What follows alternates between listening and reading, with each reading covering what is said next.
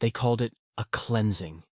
The Voron Empire, an ancient race of crystalline leviathans whose fleets glided through space like shards of frozen light, descended upon Novus Terra without warning. Humanity's youngest colony, settled just 43 years prior, had become a thriving jewel among the stars. Its oceans glittered blue, its forests sang with life. It was everything Earth had once been before the scars of the old wars.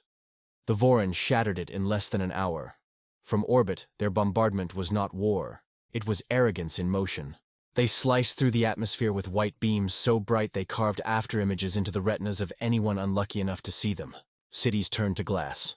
Oceans boiled. 1 billion souls screamed once, then never again.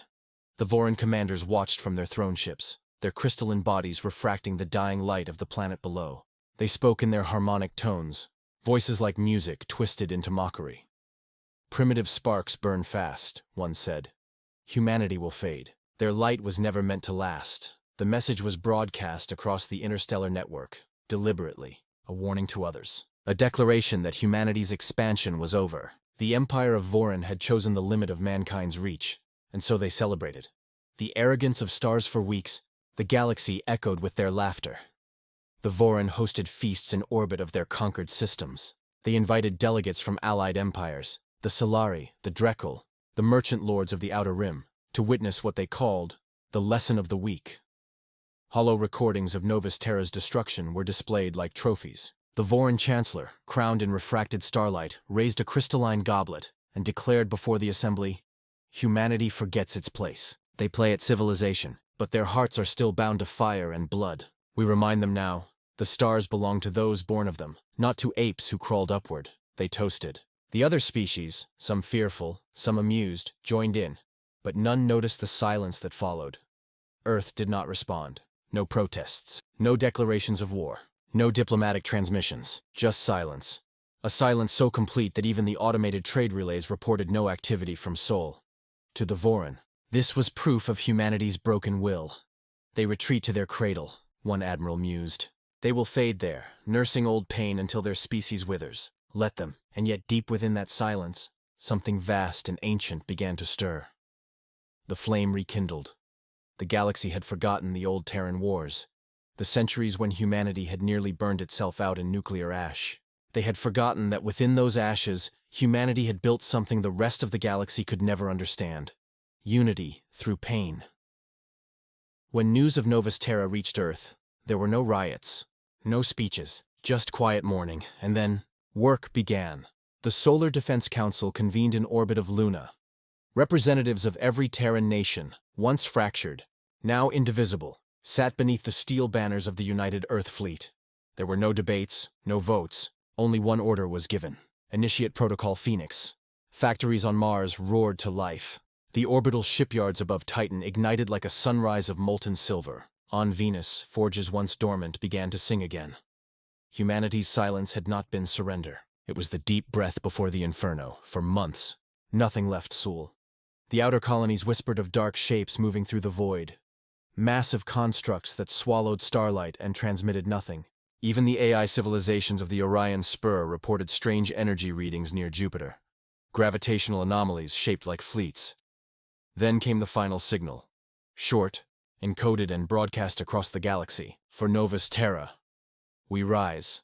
The breaking of the silence, the Voron first noticed something was wrong when their border patrols began to vanish. Scout ships failed to return from sectors they had patrolled for centuries. Entire listening outposts went dark. The few fragments of recovered transmissions were unsettling. Seeing light. "No, it's not light. It's burning. They're not broadcasting. No insignia. By the stars, it's them." The Voron dismissed it at first. Ghost stories. Rebel sabotage. Until one of their dread fortresses, an entire moon converted into a battle station, was found adrift. Carved in half as if by a blade of pure fusion. Its crystalline core still glowed, but its crew, all 60,000 of them, were gone. Not dead. Gone. A week later, the human fleet arrived at the border world of Voron 3. They came in silence. No warnings, no demands, just shadows emerging from hyperspace. Thousands of ships painted in the matte black of deep space, their hulls etched with the insignia of a phoenix rising from fire. The Voran fleet commander hailed them. No response. Then one transmission came through, voice modulated, cold, human. This system participated in the genocide of Novus Terra. Evacuate your civilians. You have 6 hours, the Voran laughed. 6 hours later, their sun went out. The rise of the eternal flame. The first wave of human retribution was not an assault. It was annihilation wrapped in precision. They called it Operation Cinderfall. Fleets moved like storms, coordinated by quantum-linked AIs and commanded by admirals who spoke in whispers rather than shouts. The Voran systems fell one by one, their defenses collapsing under weapons the galaxy had never seen. Planets were not bombarded, they were erased. Humanity had resurrected technologies thought forbidden even by their own laws. Graviton lances that folded matter inward until entire continents vanished. Kinetic strikes that hit with the force of extinction events. The galaxy watched in horror as the proud Voran Empire, unchallenged for millennia, began to die. Each human fleet bore the same insignia, a burning flame within a circle of stars. And each broadcast the same phrase before opening fire. You taught us how to burn. Now witness what we've become. The other empires scrambled to distance themselves, pleading neutrality. Some even offered alliances. Humanity said nothing. They didn't negotiate. They didn't conquer. They simply punished. The Voran tried to surrender at the Battle of Kither Reach. Their Grand Council transmitted a plea across all frequencies, their crystalline bodies trembling as they begged for mercy. The reply came not from a diplomat, but from Admiral Rain Ochoa, the woman who had watched her husband and children die on Novus Terra. Her words were simple. Mercy died with them. Her fleet fired a synchronized salvo of stellar lances. The Voran homeworld's crust ruptured, releasing a blinding burst of light visible from half the galaxy. When it faded, there was only silence. The galaxy trembles. The wars that followed were not wars at all. They were reckonings. Humanity did not expand. They avenged. Every ally of the Voran who had mocked or joined in the lesson of the week found themselves hunted. Their fleets were dismantled, their stations drifting wrecks. But humans didn't colonize their ruins. They left them as memorials, floating tombs with a single beacon broadcasting endlessly, lest the stars forget. Scholars from distant worlds tried to understand what drove Earth to such extremes. Was it fury, grief, or something deeper? An ancient instinct, older than civilization itself? The answer, whispered among those who studied human history, was simpler. They remember their fires. They were born in them. Soon the galaxy adopted a new law, unspoken but obeyed by all. Do not provoke Earth. Even when their fleets withdrew, their presence lingered. Scanners still detected massive constructs orbiting Sol. Rings of metal so vast, they blotted out the sun from certain angles. Rumors spread of the Eternal Armada, sleeping giants waiting in the dark, ready to wake should humanity ever be threatened again. And in the farthest reaches of space, in the shattered remains of Voran 3, the ground still glowed faintly red, as if the world itself remembered the flames. The echo of fire years turned into decades. The Voran were gone, extinct, erased from maps and memory. Only fragments of their language remained, carved into the ruins of their once glorious spires. Scholars translated one surviving phrase found in their final transmission.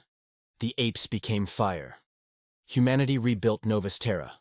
The oceans were reborn, seeded with life from Earth.